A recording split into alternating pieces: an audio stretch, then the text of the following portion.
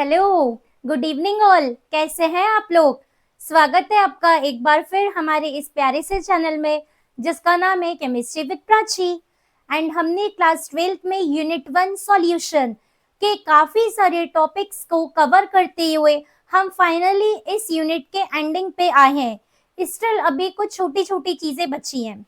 हमने colligative property start किया। वहां पे हमने आपको बताया था कि कॉलिगेटिव प्रॉपर्टी टोटल 4 होती हैं। हमने first RLVP, second elevation of boiling point, third depression of freezing point, fourth osmotic pressure को खत्म करा। बट माय डियर फ्रेंड्स, जो आपको याद होगा हमने आपको ये भी बताया था कि सारी कॉलिगेटिव प्रॉपर्टी में मोस्ट इंपॉर्टेंट कॉलिगेटिव प्रॉपर्टी है property number 4th which is osmotic pressure. और इससे रिलेटेड बहुत सारी इंपॉर्टेंट चीजें आपकी बुक्स में गिवन है। तो अब हम स्टार्ट कर रहे हैं आज एप्लीकेशंस ऑफ ऑस्मोटिक प्रेशर। कई बार 1-2 नंबर का क्वेश्चन इस पॉइंट से बन जाता है, तो हमें पता होना चाहिए। चलिए देखते हैं क्या क्या एप्लीकेशन ऑस्मोटिक प्रेशर की पॉसिबल हैं।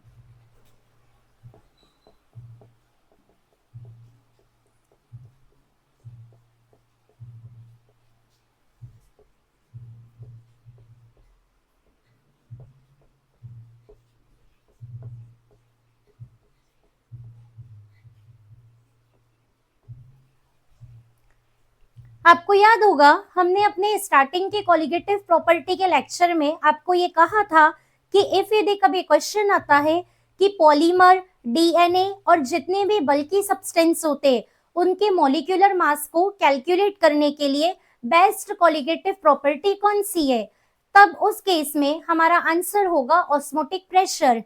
अब ऑस्मोटिक प्रेशर से जो आंसर्स आते हैं वो एग्जैक्ट नियर अबाउट एग्जैक्ट आते हैं। अब क्या रीजन है इसके पीछे का, तो हम यही जानने के लिए एप्लीकेशंस पढ़ रहे हैं। अब एप्लीकेशन नंबर 1 बेटा ये आप ध्यान से सुनिएगा। सारी कोलिगेटिव प्रॉपर्टी में हमने देखा कि टेम्परेचर का कोई ना कोई डिफरेंस आता है। जैसे आरएलबीपी में भी टेम्परेचर ऊपर नीचे हुआ सॉल्यूशन और सॉल्वेंट का। एलिवेशन ऑफ बॉइलिंग पॉइंट में हमको टेम्परेचर इंक्रीज करना पड़ा। डिप्रेशन ऑफ फ्रीजिंग पॉइंट में हमको टेम्परेचर डिप्रेस करना पड़ा। बट ये जो है आपकी ऑस्मोटिक प्रेशर ये वर्क करती है रूम टेम्परेचर पे। तो फर्स्ट पॉइंट हमारा क्या बनेगा, it works on room temperature as well. Osmotic pressure room temperature पे भी काम करती है।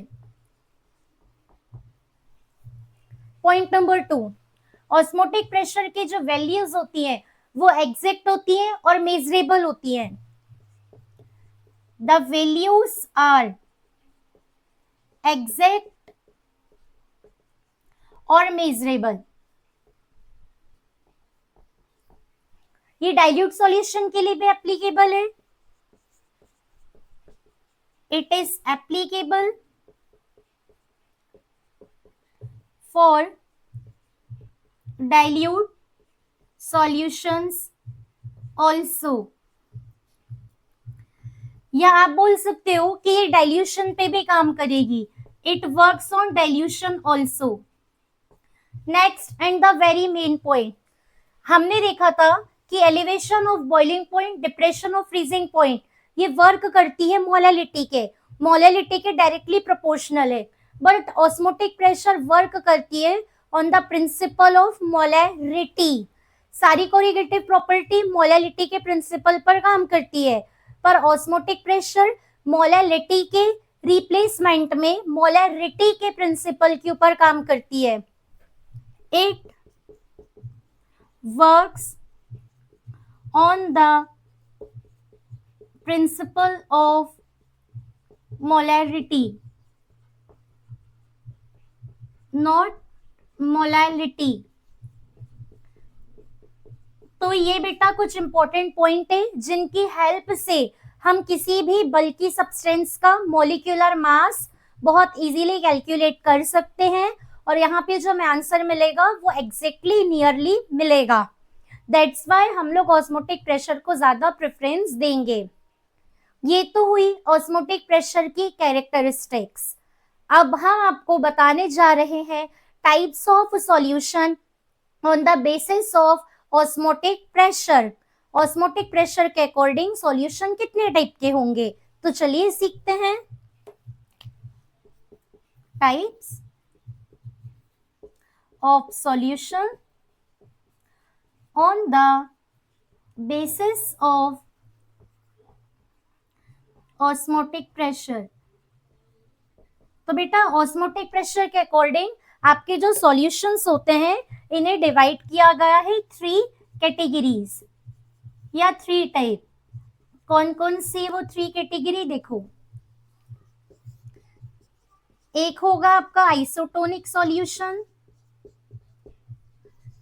एक होगा आपका हाइपरटोनिक सॉल्यूशन और एक होता है बेटा hypotonic solution.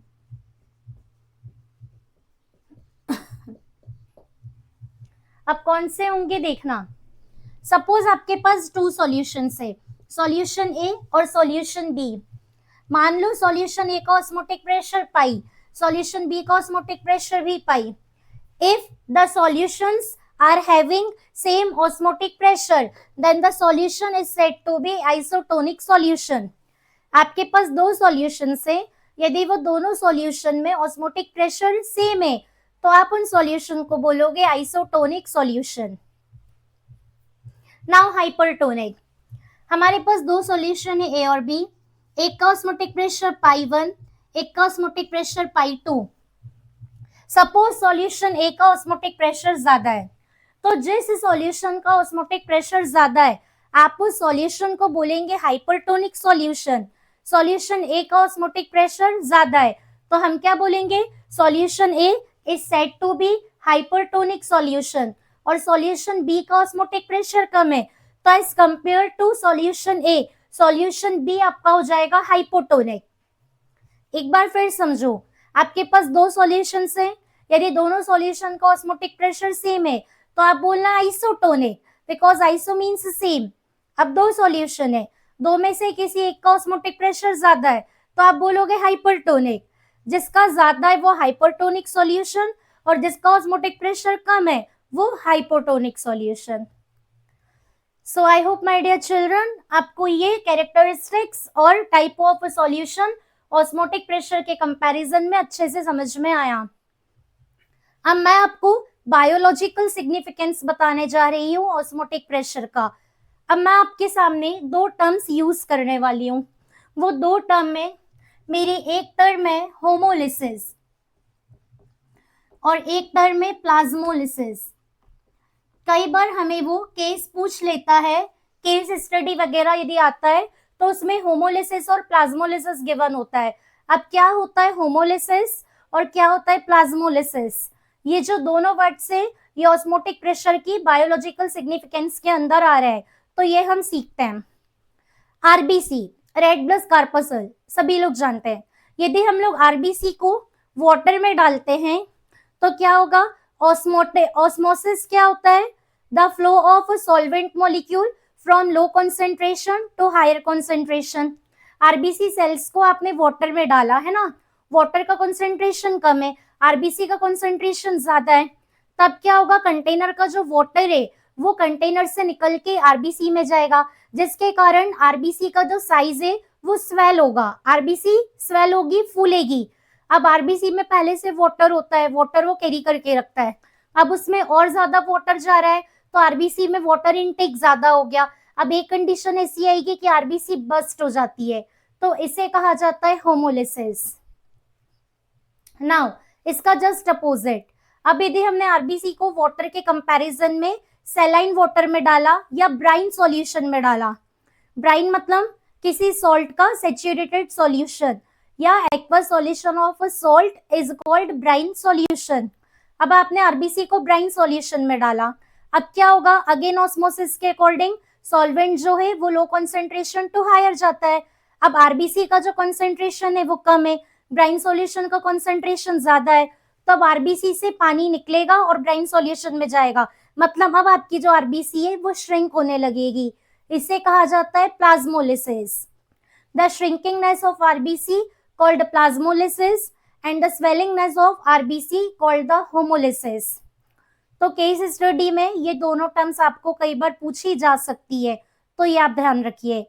So my dear children, आज के लेक्चर में हमने कैरेक्टरिस्टिक देखा ऑस्मोसिस की, टाइप ऑफ सॉल्यूशन देखा ऑस्मोटिक प्रेशर के अकॉर्डिंग, और बायोलॉजिकल सिग्निफिकेंस के ऊपर बात करी। अब नेक्स्ट लेक्चर में एक हम रिवर्स ऑस्मोसिस पढ़ेंगे। हम चाहें तो उसे यहाँ पर ही यूज कर सकते हैं, बट आरओ काफी इंपॉर्टेंट टॉपिक है और सेपरेट पढ़ना उसे ज्यादा बेटर होगा, तो मैं आरओ के ऊपर एक सेपरेट वीडियो अपलोड कर दूंगी। तो I hope my dear children आपको हमारा पूरा कंटेंट बहुत अच्छे से समझ में आ रहा है। यदि आपको हमारा कंटेंट समझ में आ रहा है, आपको हमारी वीडियोस पसंद आ रहे हैं, तो हमारी वीडियोस को ढेर सारा लाइक करिए, हमारे इस प्यारे से चैनल को शेयर एंड सब्सक्राइब करना ना भूलिए। मिलते हैं अपने नेक्स्ट वीडियो में आरओ के साथ। Till then take care of yourself. Good day, bye bye.